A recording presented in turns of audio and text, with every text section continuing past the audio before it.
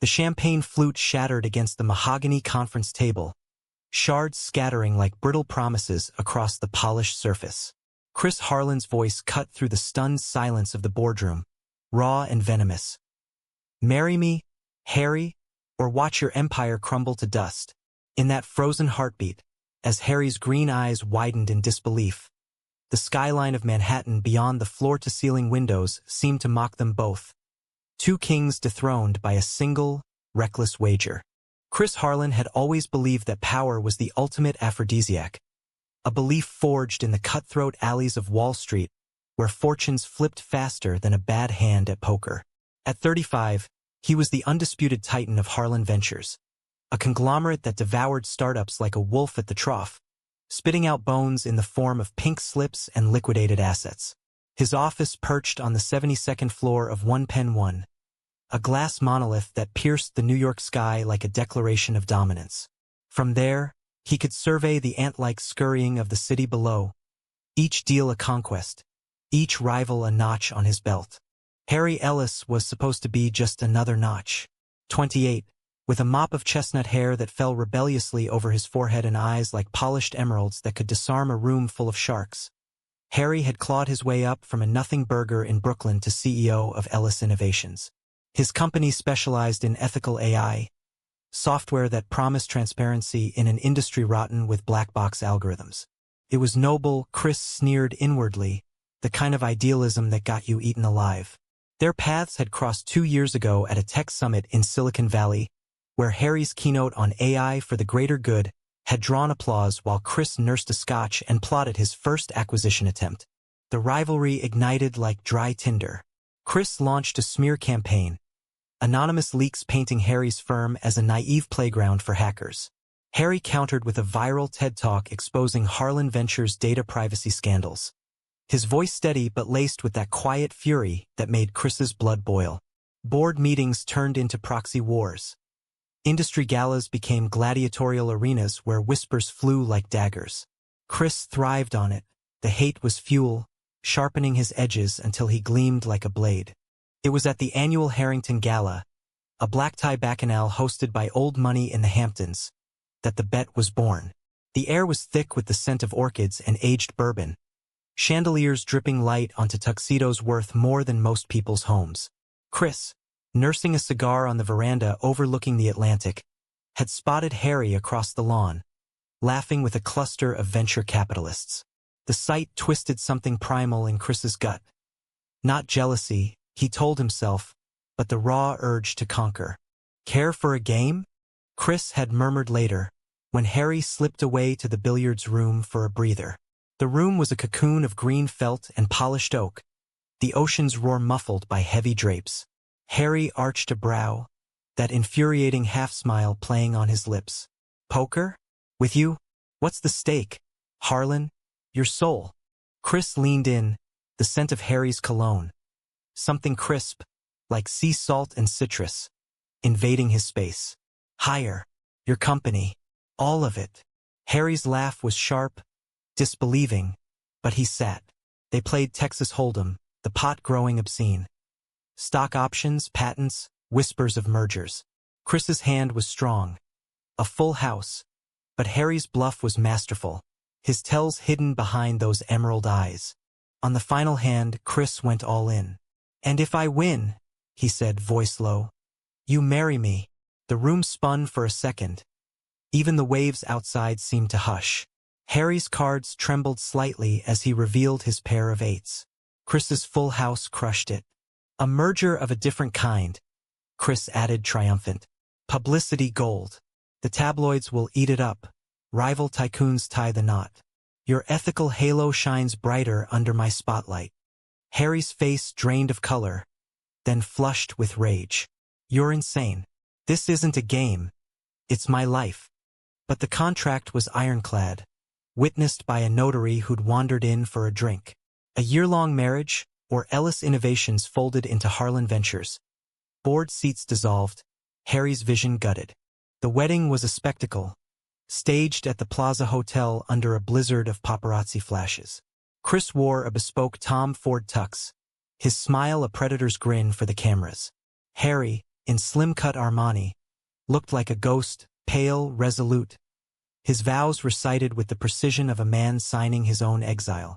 "I do," he said, and the word hung heavy, a chain disguised as a ring. Their first night as husbands was spent in the penthouse suite overlooking Central Park, the city lights twinkling like indifferent stars. Chris poured scotch, expecting capitulation, perhaps even a scene. Instead, Harry stood at the window, back rigid. "This changes nothing," he said quietly. "I'll play your game, but don't mistake compliance for surrender." Chris chuckled, clinking glasses. "Oh, sweetheart, it's already changed everything." But as Harry turned, his eyes holding a depth of sorrow Chris hadn't anticipated, a flicker of unease stirred in Chris's chest. Hate was simple. This felt like something Messier. The honeymoon was a farce, a 2-week jaunt to Napa Valley, vineyards rolling like emerald waves under the California sun. Chris had booked the most extravagant villa, complete with a private chef and an infinity pool that merged with the horizon. He imagined it as the ultimate power play. Harry, isolated, would crack, beg for annulment, hand over the keys to his kingdom. Instead, Harry hiked the trails alone, returning with wildflowers tucked into his collar and stories of local winemakers who'd bootstrapped their dreams. Over dinners of seared foie gras and Cabernet, he'd probe Chris's armor. "Why the ruthlessness, Chris? You could build instead of break." Chris deflected with barbs, calling Harry's idealism Boy Scout bullshit. But the questions lingered like aftertaste. One evening, as the sun dipped into the Pacific, they shared a bottle on the terrace. The air was thick with jasmine, fireflies dancing in the dusk. Harry's guard slipped. He spoke of his brother, lost to opioid addiction in the Rust Belt, how Ellis Innovations was his vow to prevent such shadows from swallowing more families. "Tech isn't just code," he said, voice cracking.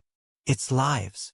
Chris, buzzed and off balance, found himself sharing fragments. A father who gambled away their Queens row house, leaving Chris to hustle odd jobs at 14. "Humanity's a luxury," he muttered. "Survival's the game." Their hands brushed, reaching for the bottle, and neither pulled away immediately. The touch was electric, unintended, a spark in the dry brush of their enmity. Back in New York, the merger facade held. Joint press releases touted unity and innovation, but whispers swirled. Was it a PR stunt or something real? Chris's board preened. Stock prices soared. Harry's team grumbled, morale fracturing under the Harlan shadow. At home, in the sprawling Tribeca loft Chris had insisted on, tension simmered. Separate bedrooms, polite silences over takeout tie. But cracks formed. Chris caught Harry sketching algorithms on napkins at 3 a.m., brow furrowed in that boyish concentration. Harry discovered Chris's hidden shelf of classic literature, dog-eared copies of Whitman and Baldwin, worlds away from the tycoon facade. A month in, the first real fracture came at a gala for the Whitney Museum. Champagne flowed, artists mingled with hedge funders. Chris, cornered by a leering investor who slapped his back with "Congrats on the arm candy. Hope he's housebroken," felt the old rage flare. He turned to find Harry across the room, charming a curator with genuine warmth, his laugh unforced. For a moment, envy twisted, not for the attention, but for the ease Harry wore like a second skin. Later, in the limo home, Chris snapped, "Schmoozing like a pro. Forgot you're on a leash." Harry's eyes flashed. "Leash? This is a noose, Chris. And you're the one pulling." The argument escalated, words like shrapnel. Chris accusing Harry of weakness, Harry calling Chris a hollow empire built on fear. Harry stormed out into the rain-slicked streets, hailing a cab to Brooklyn, to the sister who still lived in their childhood walk-up. Chris paced the loft, scotch burning his throat. Why did it matter? This was the plan: break him, claim victory. But the silence echoed hollow, the king alone in his castle. He texted Harry's number, a lifeline thrown in the dark. "Come back. We need to talk." No response. Dawn broke gray over the Hudson, and Chris realized, with a gut punch, that the bet had ensnared them both. Harry didn't return until evening, soaked from another downpour, his duffel slung over one shoulder like a reluctant truce. Chris waited in the kitchen, sleeves rolled up, attempting, poorly, to assemble a sandwich from the sparse fridge contents. The sight of Harry, dripping on the hardwood, softened the edges of Chris's prepared speech. "Truce," Chris offered, pushing a plate forward. Turkey on rye, unevenly cut. Harry's lips twitched, the ghost of a smile. "You cook now? Hell must be freezing." They ate in companionable silence, the city humming beyond the windows. Rain streaked the glass like tears unshed. Finally, Harry spoke. "My sister's sick. Stage 3 breast cancer. That's why I bolted. Needed to see her." The words landed soft, a vulnerability Chris hadn't earned. He nodded, throat tight. "I'm sorry. Whatever she needs, treatments, specialists, it's covered." Harry's gaze sharpened. "Charity from the king? What's the angle?" Chris met it squarely. "No angle. Just decency." The word felt foreign on his tongue, rusty from disuse. That night, they shared the couch for a Knicks game, feet inches apart, commentary filling the void. When the buzzer sounded, Harry lingered. "Thanks, Chris. For real." The thaw was gradual, like spring creeping into Central Park. Joint appearances morphed from stiff poses to improvised banter. Chris's dry wit bouncing off Harry's earnest charm. A profile in Forbes dubbed them the odd couple of tech, speculating on the bromance behind the boardroom. Fans emerged, shippers on social media, fan art of them as modern-day rivals to lovers. Chris scoffed publicly, but privately, he scrolled through the threads late at night, a warmth unfurling he dared not name. Business intruded as it always did. Harlan Ventures eyed a hostile takeover of a green energy firm, Greenwave Tech, whose founder was a vocal ally of Harry's. At the strategy meeting, Chris pushed hard, citing market share. Harry, invited as co-strategist in their merged facade, objected fiercely. "This isn't innovation. It's exploitation. Those solar farms employ families in Appalachia. Your numbers ignore the human cost." The boardroom erupted, voices overlapping in a cacophony of spreadsheets and ethics. Chris adjourned early, jaw clenched. In the elevator descent, Harry cornered him. "You're better than this. Or at least I thought you were starting to be." Chris whirled. "Starting to be? This is who I am, Harry. The wolf, remember? Not your redemption project." Harry's hand gripped Chris's arm, firm, pleading. "No, you're scared. Of losing control, of feeling something real." The elevator dinged open to the lobby, but they stood frozen, breaths mingling. Chris pulled away first, storming into the street where taxis honked like accusatory horns. He ended up at a dive bar in Hell's Kitchen, nursing IPAs until the edges blurred. Why did Harry's words burrow like hooks? Because they were true, a voice whispered. Chris had built walls from betrayal, his father's abandonment, a college lover who'd sold his secrets to a competitor for a startup gig. Love was leverage, he'd learned. Yet Harry dismantled it brick by brick. The next day, Chris pivoted. He greenlit a partnership with Greenwave instead, injecting capital for ethical expansion. The board grumbled, but stocks held. Harry found out over lunch at Le Bernardin, oysters glistening like forbidden fruit. "You did this?" he asked, fork paused midair. Chris shrugged, feigning nonchalance. "Diversification. Good business." But his eyes betrayed him, and Harry's foot nudged his under the table. A silent thank you that sent heat coiling low. Their first real date, if it could be called that, happened organically a Friday after a grueling pitch to investors. Exhausted, they ditched the after-party for a walk along the High Line, the elevated park threading through Chelsea's galleries like a vein of green in concrete. Summer had surrendered to fall, leaves crunching underfoot, the air crisp with the promise of change. They bought hot cider from a cart, steam curling like secrets. Harry confessed more that night. The weight of being the family's golden boy after his brother's overdose. The closet he'd emerged from at 22, only to face industry whispers of distraction. Being gay in tech is like wearing a target. But you make it feel less like armor. Chris stopped under a canopy of withering wisteria, heart pounding. Harry, The word stuck. Instead, he cupped Harry's jaw, thumb tracing the stubble there, and kissed him. It was tentative at first, lips brushing like a question. Then Harry leaned in, hands fisting Chris's coat, and it deepened slow, exploratory, tasting of cider and unspoken fears. The city faded. There was only the press of bodies, the shared breath, the revelation that hate had been a veil all along. They broke apart gasping, foreheads touching. "This wasn't the bet," Chris murmured. Harry smiled, wicked and tender. "No, this is us." The months blurred into a rhythm. Mornings tangled in sheets. They'd abandoned separate bedrooms weeks prior. Boardrooms where glances lingered too long. Evenings at off-Broadway shows or hole-in-the-wall jazz clubs in the village. Chris introduced Harry to his ritual Sunday runs along the reservoir, Harry's laughter echoing as he tripped over roots, ungraceful and alive. Harry dragged Chris to volunteer shifts at a Queens community center, teaching kids to code with recycled laptops. "See," Harry teased, watching Chris high-five a wide-eyed boy. "The wolf has a heart." But shadows loomed. Chris's ex, Marcus, a venture capitalist with a grudge and a Rolodex of dirt, smelled blood. Over drinks at the Polo Bar, Marcus cornered a tipsy junior exec from Harlan Ventures. "Harlan's gone soft. Marrying the enemy? It's a con. Dig. You'll find the bet clause buried in the prenup." The leak hit Variety the next week. Tycoon Tango. Was Harlan's wedding a wager? The article was a gut punch, splashed across tabloids from page 6 to TMZ. Headlines screamed, "Love or leverage? Inside the sham marriage of Tech's power duo." Photos of the wedding, the Napa trip, twisted into evidence of deception. Harry's phone exploded. Reporters, old colleagues, his sister sobbing over voicemails. "Is it true, Harry?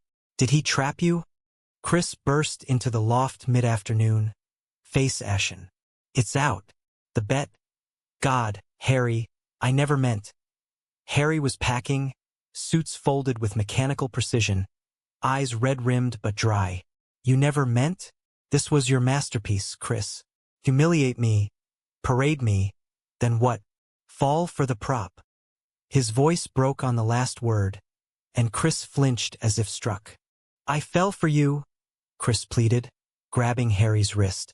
"The bet was bullshit from the start. An excuse to get close, maybe.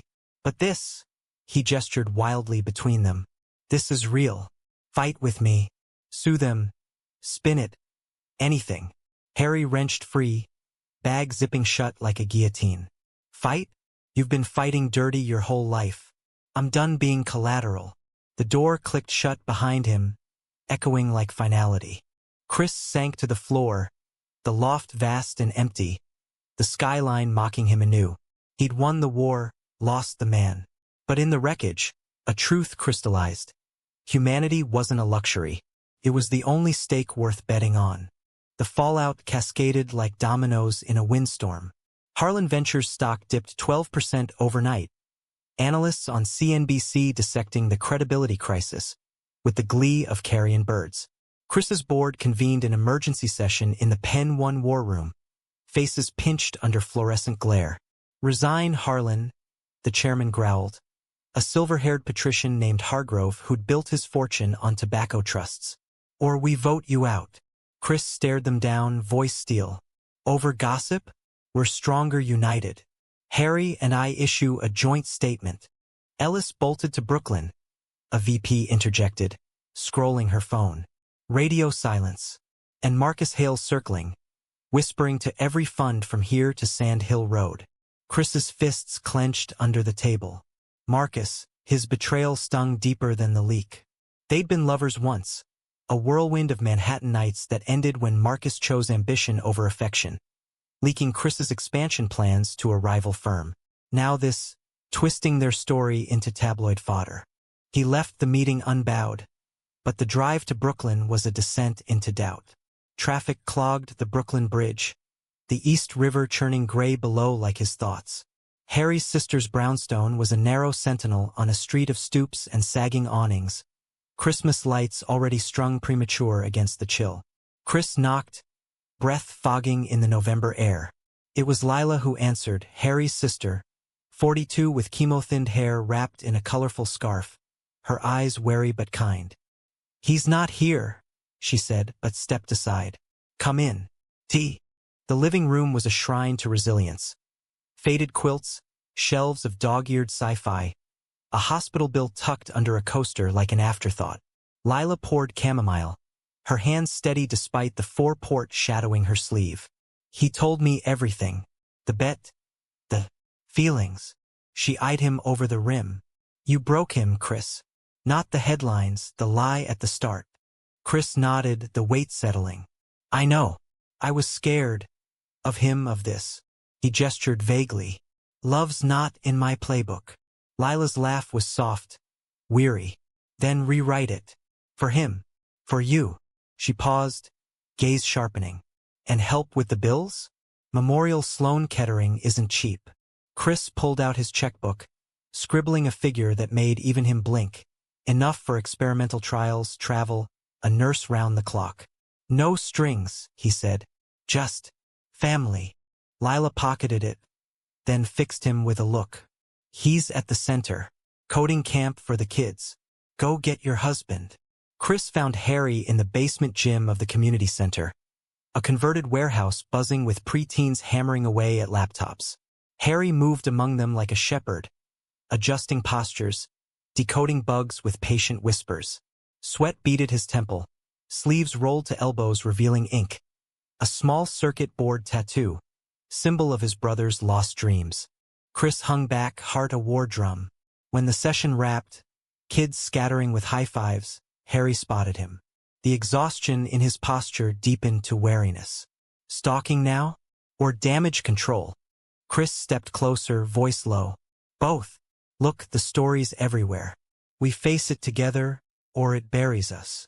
Harry's jaw tightened. Us? There is no us. You bet my life like poker chips. The kids' echoes faded. The space felt cavernous. Chris reached into his coat, pulling a folder. Yellowed legal pages, the original wager contract. Burn it, he said, holding out a lighter. Harry's eyes widened. What? Chris flicked the flame, edges curling black. It's ash, like the bet. I don't want your company, Harry. I want you. Flaws, fights, all of it. The paper flared, smoke acrid, and Harry watched it char, something thawing in his gaze. They talked for hours, perched on folding chairs amid scattered USB drives. Harry admitted the terror of vulnerability, the industry outing that tanked his first funding round, the family strain of his queerness in a conservative pocket of Brooklyn. Chris confessed the voids. A mother who faded into dementia, leaving him adrift. The parade of hookups that never filled the silence. You saw me, Chris said simply. Not the empire. By dusk, tentative bridges rebuilt. They walked the promenade along the East River, Manhattan's lights winking across the water like hesitant stars. Harry's hand slipped into Chris's, fingers lacing. Joint statement, he murmured. Chris pulled him close, lips brushing temple. And more. A real vow this time. The press conference was scheduled at dawn in the Harlan lobby. A gauntlet of cameras and mics. They stood shoulder to shoulder, Chris in charcoal wool, Harry in a crisp button-down that hugged his frame. Flashes popped like gunfire. Mr. Harlan, is the marriage a sham? A reporter barked. Chris squeezed Harry's hand under the podium. No sham. A bet started it, foolish, arrogant. But what grew? Real. Messy. Ours. Harry leaned in, voice steady. Love isn't scripted. It's chosen. Every day. Questions flew. About the leak, Marcus, the board, but they fielded as a unit, deflections laced with humor. Marcus who? Chris quipped. Sounds like a bad cologne. Laughter rippled. Tension easing. By the end, Harlan Ellis trended. Not with scandal, but solidarity. Tweets of support from queer techies. Memes of poker hands turning to hearts. But Marcus wasn't done. That night, as they collapsed into the Tribeca bed, sheets still rumpled from hasty reunions. An encrypted email hit Chris's inbox. From an anonymous server, attachments of forged docs, Evidence of Harry's sabotage during the Greenwave deal, falsified emails, doctored logs painting him as a mole, the sender's watermark, Hale Ventures, resign or this drops tomorrow. The note read, your boy's done. Chris's blood ran cold. Betrayal twice over. He deleted it, but sleep evaded. Harry's snores a counterpoint to his churning mind. Dawn brought resolve. He met Marcus at their old haunt, the Dead Rabbit, a dimly lit Irish pub in the financial district where ghosts of what-ifs lingered. Marcus smirked over his Guinness, eyes gleaming. Miss me, lover? You're a snake, Chris said flatly, sliding the phone with the email. This ends now. Marcus's facade cracked. Ends? You discarded me for that wide-eyed idealist. Now I discard you. The venom was personal, laced with old wounds. Marcus's unspoken plea for more, Chris's shut down. But forgery? That was criminal. Chris leaned in. Retract it. Publicly. Or I countersue for defamation, extortion. Every skeleton in your closet goes public. Marcus blanched, calculating. And if I don't? Chris's smile was feral. Then you're not just broke. You're broken. The standoff stretched, pints sweating rings on oak. Finally, Marcus capitulated, a retraction drafted on the spot. Misinformation spread in error. Apologies to the Harlans. It aired by noon, Marcus's pinched face on Bloomberg, mumbling regrets. The board exhaled. Stocks rebounded. Harry, learning over coffee at Blue Bottle, pulled Chris into a fierce hug. You fought for me. Chris buried his face in Harry's neck, inhaling that sea salt scent. Always. No more bets. Winter blanketed the city in hush, snow muffling the grind. Lila's treatments progressed, scans showing shrinkage, hope blooming like crocuses under frost. Chris and Harry hosted her for holidays in the loft, decking halls with ironic ornaments. Tiny poker chips painted gold. Lila teased over Lex. You two are disgustingly domestic. Harry blushed. Chris preened. Yet undercurrents stirred. At a human rights campaign gala, amid rainbow banners and speeches on visibility, Harry pulled Chris aside in a powder room alcove. I want this forever, he said, earnest. No facade. Out proud husbands. Chris's throat bobbed. Me too. But the world. He trailed off, the old fear coiling. Harry's kiss silenced it, fierce and affirming. We'll face it. Together. Spring unfurled, cherry blossoms dusting the park like confetti. Their love deepened in quiet ways. Harry's head on Chris's lap during thunderstorms. Chris's notes tucked into Harry's briefcase. Kick ass today, love. Business thrived. A hybrid firm emerging. Harlan Ellis, blending profit with purpose. Greenwave panels lit rural clinics. AI ethics became their North Star. But climax brewed in summer's heat. A whistleblower from Ellis's old guard, bitter over the merger, leaked internal memos to the Wall Street Journal. Not forgeries, but truths. Harry's initial resistance. Private emails decrying Chris's predatory tactics. Headlines twisted. Inside the merger. Was Ellis coerced? Protests erupted outside Pen 1. Queer activists chanting for authenticity. Investors pulling funds. Harry's phone rang off. Old friends questioning. Lila worried. They think I trapped you. Chris raged in their war room, now a shared office with dual desks. Harry paced, face drawn. It's not the leak. It's the doubt. Did I choose this? Or was it Stockholm? The words landed like shrapnel, reopening scars. Chris stopped, world tilting. You doubt us. Harry's eyes welled. I doubt me. The bet echoes, Chris. What if I'm just the rival you pitted into love? The argument spilled into the street, voices rising under sodium lamps. Pity, Chris hurled. This is pity. Staying when it's poison. Harry recoiled, then straightened, voice breaking. Maybe it is. Maybe I need space to know. He walked away, toward the subway, leaving Chris adrift in the throng.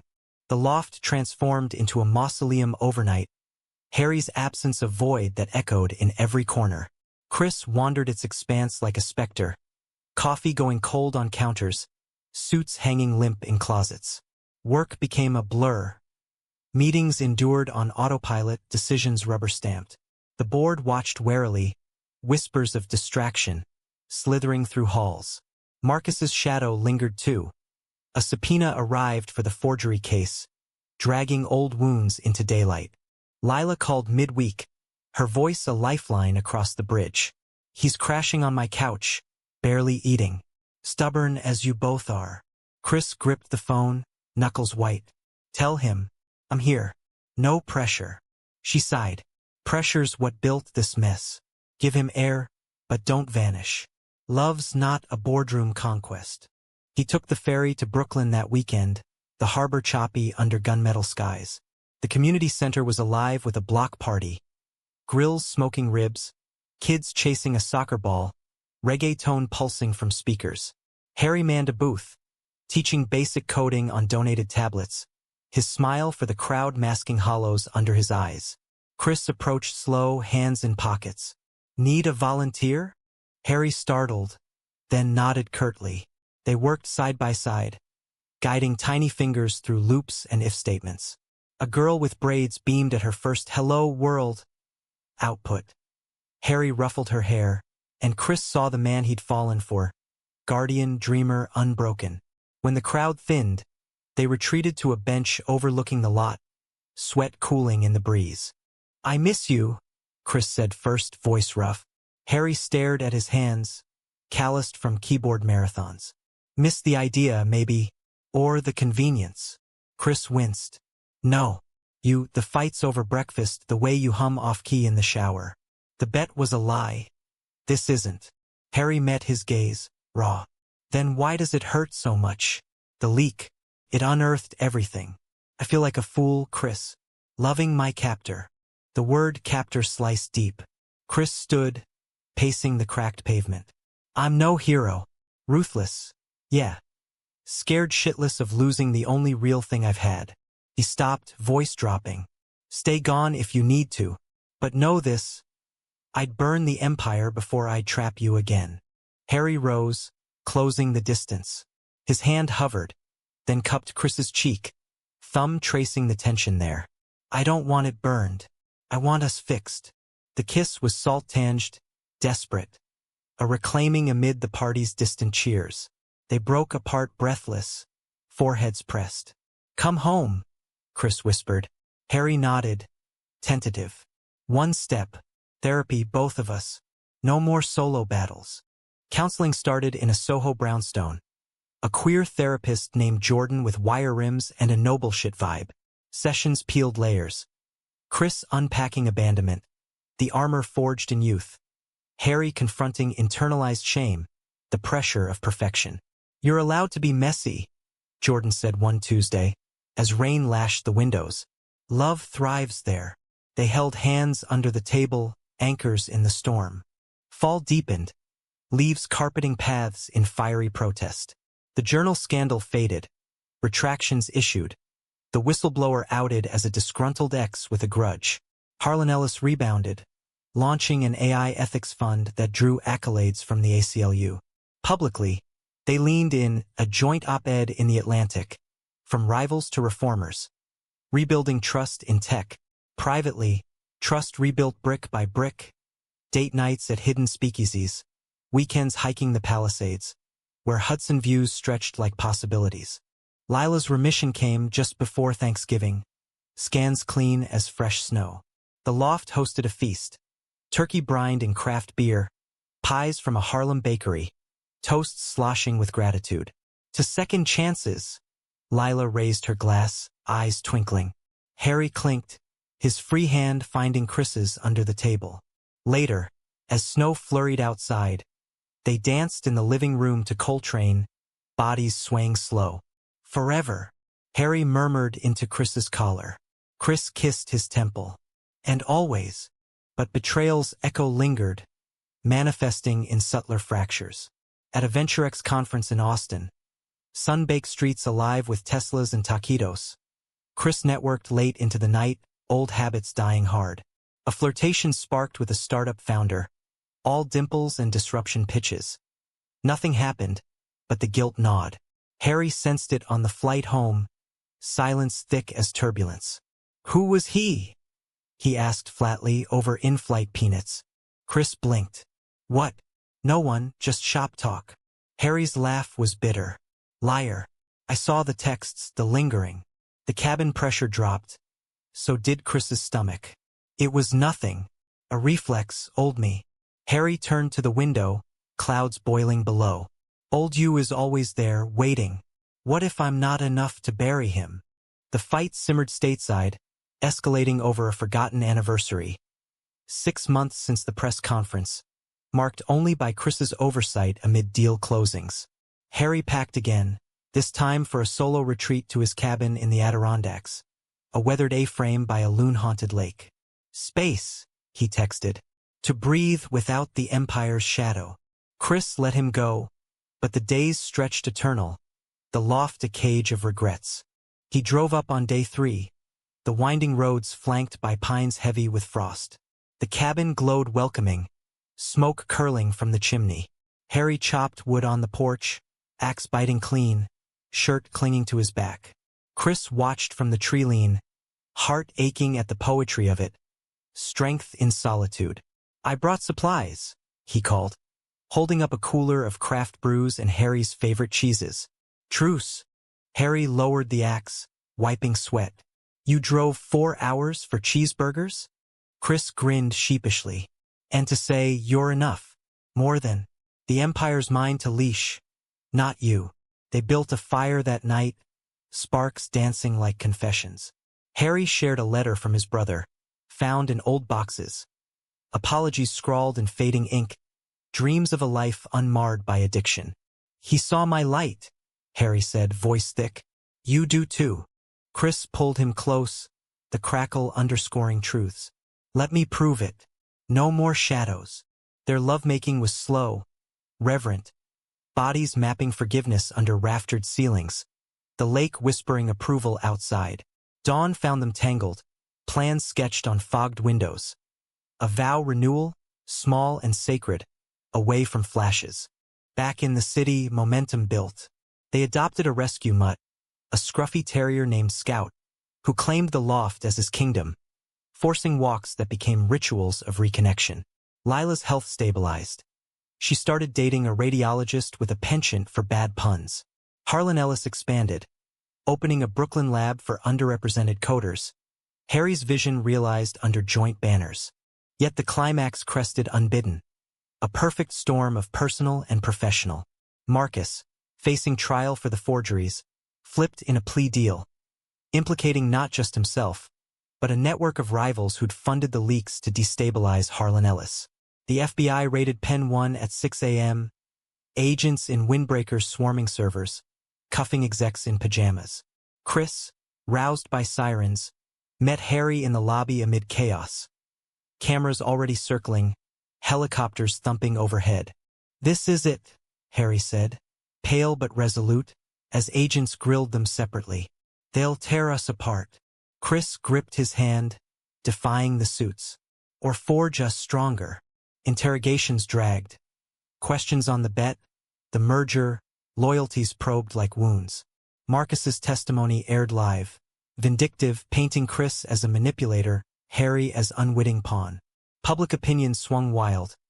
Cancel Harlan trended alongside Stand with Ellis. In the eye, alone in a holding room with stale coffee, Chris broke. Not from accusations but fear, of losing Harry to the mire, of the Empire's sins drowning their fragile peace. When released on bond, he found Harry waiting in the rain, umbrella shared like a shield. "I believe you," Harry said simply. "Us against them." The trial became spectacle, courtroom sketches viral, testimonies a parade of betrayals. Chris testified raw. "I was the villain once. Love made me human." Harry's turn was poetry. "Rivalry taught me strength." Chris, compassion. The jury deliberated 2 days, returning not guilty on coercion charges. Acquittals rippling like vindication. Marcus slunk away, disbarred, his firm dissolved. Outside the courthouse, press mobbed, but they pushed through, hands clasped. "What now?" a reporter shouted. Chris turned, mic in hand. Now, we live.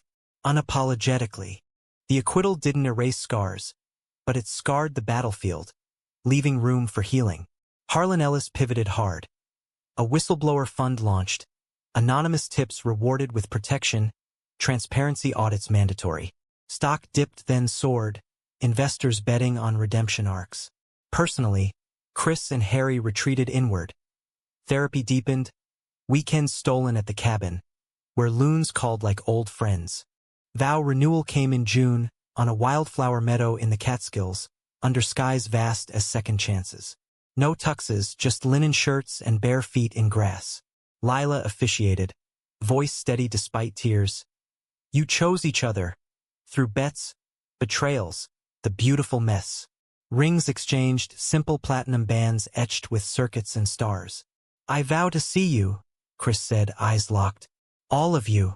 Harry, voice husky. And to hold you, in light and shadow. Their kiss sealed it. Guests. A tight circle of Lila, Jordan. A few trusted allies. Cheering as butterflies scattered. New York welcomed them back with fanfare tempered by fatigue. Pride Month pulsed through the streets. Rainbow flags snapping like banners of belonging. They marched hand in hand up Fifth Avenue. Scout's leash looped on Harry's wrist.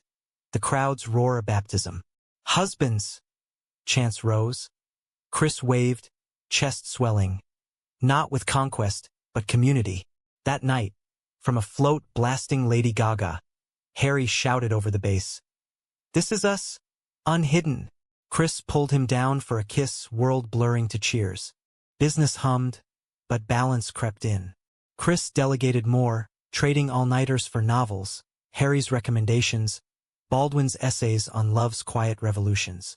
Harry mentored at the lab, his laugh echoing off brick walls as kids debugged dreams.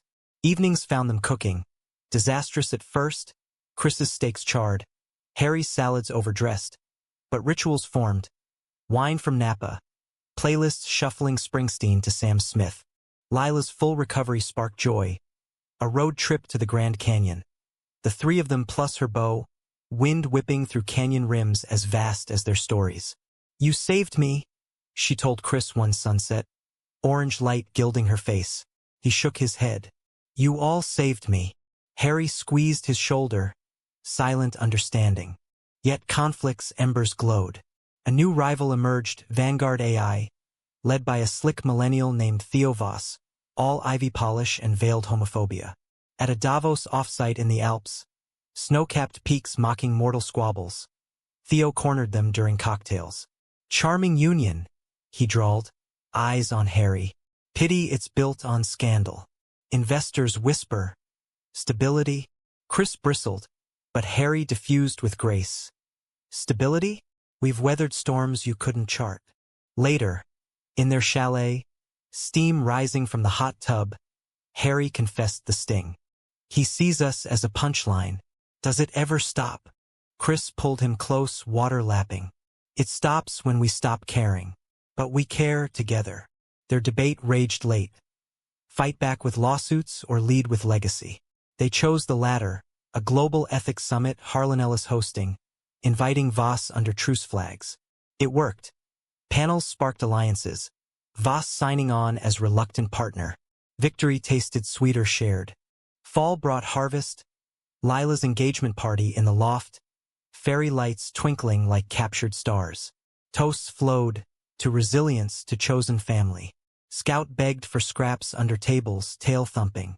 As guests danced, Chris drew Harry to the balcony. City sprawl a constellation below. 1 year, he murmured, nuzzling Harry's ear. Best bet I never made. Harry's chuckle vibrated through them. Love you, Wolf. Winter's hush descended. Holidays a tapestry of traditions. Tree trimming with ornaments from their travels. A Brooklyn block party for New Year's where resolutions whispered over fireworks. But beneath, a subtle shift brewed. Harry's wanderlust, dreams of sabbaticals in Portland's rain-kissed streets, brewing coffee and coding open source. Not leaving, he assured Chris over mulled wine. Just expanding. Chris nodded, masking unease. As long as it's us. Spring 2026 bloomed treacherous. Lila's joy shattered with a routine check. Mets in her liver, stage 4. The oncologist's words a thunderclap. The loft, once sanctuary, became war room. Appointments scheduled, trials researched, Chris's contacts pulling strings for clinical slots at Mass General. Harry crumbled first. In the bathroom, sobs muffled against tile. Chris found him there, folding into embrace. "We'll fight," Chris vowed, voice fierce. "All of us." Treatments commenced. Chemo infusions in sterile Boston suites. Harry commuting weekly, his face gaunt with worry. Chris cleared his calendar, tag-teaming with Lila's beau. The drive up I-95 a gauntlet of audiobooks and silences heavy with what-ifs. One night, post-scan, results dire. Lila gathered them in her hospital room, monitors beeping soft. "No pity party," she rasped, gripping their hands. "Live big, for me. Love fierce." Harry broke then, head on her blanket. Chris held them both, tears silent tracks. Driving back under starless skies, Harry turned. "What if we lose her?" Chris swallowed. "We grieve, then rise. Like always." The words anchored, but fear coiled. A serpent in Eden. The climax crested in July. Lila's decline swift as summer storms. Hospice came home to Brooklyn. The brownstone a vigil of morphine drips and memories. Friends rotated through, sharing stories. Her first hackathon win, the tattoo she got on a dare. Chris read to her, Harry's pick, Le Guin's Earthsea Tales of Islands Lost and Found. "Keep sailing," she whispered once, eyes on Harry. "Anchor in each other." She slipped away at dawn, hand in Harry's, the room gold with first light. Eulogy fell to them at Riverside Chapel, a modest affair with rainbow sashes on pews. Harry spoke fractured. "She taught me code and courage." Chris followed, voice steady for once. "Lila saw humanity in the hard parts. We honor her by living it." Graveside, under oak boughs, they scattered wildflower seeds. Her favorite, defiant in dirt. Grief hollowed them, days blurring to fog. The loft echoed empty. Scouts sensed it, curling at their feet. Therapy shifted to mourning, Jordan guiding through waves. Anger at fate's cruelty, guilt over joys untaken. They leaned, Harry's head on Chris's chest during Netflix binges of old sitcoms. Chris's confessions over midnight runs. "I can't lose you too," Chris admitted once, pace faltering by the reservoir. Harry stopped, cupping his face. "You won't. We're etched in circuits in stars." Fall's turning leaves mirrored renewal. They launched the Lila Ellis Foundation, grants for queer youth in STEM, labs in underserved boroughs. The first cohort graduated in spring, tiny coders beaming under banners. At the ceremony, Harry gripped Chris's hand. "She'd be proud." Chris kissed his knuckles. "She is." Yet betrayal's final twist lurked. An audit uncovered embezzlement, not Marcus but Hargrove, the board chairman, siphoning funds into offshore shells, using the scandals as cover. The revelation hit like aftershocks. Raids, arrests, Hargrove's empire crumbling in indictments. Chris faced the board remnants, voice thunder. "We rebuild clean or not at all." Resignations followed. He stepped up as sole steward, Harry at his side. The purge cleansed. Harlan Ellis emerged phoenix-like. Leaner, luminous. Public trust rebuilt through open books, town halls in community centers. Personally, they mended deeper. Vows whispered in cabin twilights. Adoptions considered for the mutt's future siblings. "Family," Harry said one eve, tracing Chris's ring. "Ours to grow." Summer 2027 dawned golden. 2 years post-acquittal, the city a symphony of possibility. Chris and Harry marked it with a pilgrimage to Napa, the villa where farce turned to feeling. Vines heavy with grapes bowed like old confidants. They hiked trails hand in hand, pausing to taste earth on lips, memories sweet as sun-ripened fruit. "From bet to this," Chris mused, sprawled on a picnic blanket, Harry's head pillowed on his thigh. Harry smiled up, emerald eyes clear. "Best plot twist. Back east, life wove intricate. The foundation thrived, Lila's legacy coding futures in Brooklyn basements. They mentored a prodigy, a trans kid from the Bronx with algorithms that predicted community needs, her first patent under their wing. Evenings blurred domestic. Scout chasing lasers across rugs, dinners debated over. The Atlantic versus Wired, always ending in laughter and tangled sheets. But humanity's arc demanded one last bend. Theo Voss, the one-time rival, reached out post-summit success. A olive branch in the form of a joint venture. AI for climate refugees, predictive models saving lives in storm-swept islands. Dinners in Voss's minimalist Tribeca Pita Terra turned tense at first, old barbs veiled in business jargon. Still the odd couple? Theo quipped once, swirling Merlot. Chris arched a brow. Happily. You, Voss chuckled, thawing. Learning. The project bonded them unexpectedly. Field trips to Miami's flood zones.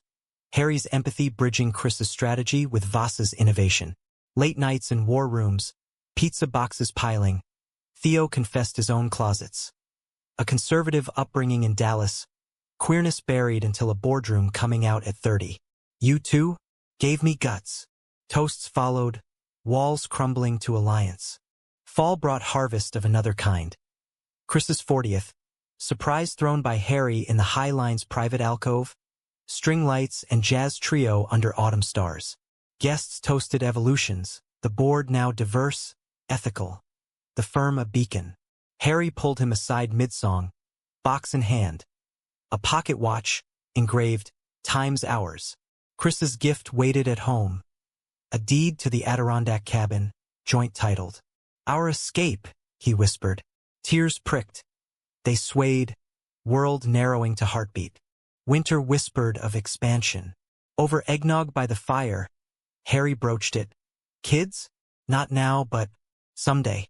Surrogacy, adoption, whatever fits. Chris stilled old fears flickering. Me a dad? After the wolf. Harry's hand covered his. Wolves protect packs. You'd be fierce. The idea took root, tentative, consults with agencies, profiles poured over like code. No rush, just horizon. Spring 2028 crested with crisis averted. A cyber breach hit Harlan Ellis. Ransomware locking servers, demands in crypto. Panic rippled. Data for ethics research lives in balance. Chris activated war mode, but Harry grounded him. Team effort. They rallied the lab kids, young minds cracking encryptions over Red Bull and ramen. Voss flew in, resources pooled. By dawn, breach sealed, culprits traced to a state-sponsored hack. FBI alerts issued, but victory theirs. In the aftermath, boardroom transformed to celebration. High fives, hugs, the prodigy girl dubbing it Operation Unbreakable. Chris watched Harry, lit by screens, and knew. This was legacy. Not empires, but empowerment. That night, rooftop under Manhattan's glow, they uncorked vintage Napa. To unbreakable us, Harry toasted. Chris clinked, pulling him close. To humanity, found in you. The years unspooled like well-woven code. Bugs fixed, features added. They adopted, first a brother-sister duo from foster care, wide-eyed at the loft's expanse. Scout their instant guardian. Parenting was chaos. Midnight fevers, school plays botched with pride. Chris coached soccer, Harry bedtime stories of algorithms that dreamed. Lila's foundation funded their educations. A circle complete. Rivalry faded to footnote. Headlines shifted to impact. Forbes profiles on tex-humanists. TED Talks tag-teamed. Betrayals? Scars? Faded. Marcus faded to obscurity. Hargrove to a cell. Voss became godfather. Toasts at christenings laced with, who'd have thought? One anniversary, back in the Hamptons, echoes of that fateful gala. They renewed vows on the veranda, Atlantic roaring approval. Kids toddled in sand. Lila's beau, now husband, grilling lobster. From hatred to this, Chris murmured, ring glinting. Harry kissed him slow. Humanity's the real win. As dusk fell, stars pricking velvet sky, Chris reflected. The bet had been a spark, but love the blaze. Dramatic, emotional, romantic. a testament to men's capacity for grace. In America's vast tapestry, two threads intertwined, weaving not conquest, but connection. And in that, they found not just survival, but salvation. The end? No, beginnings endless as the skyline they called home.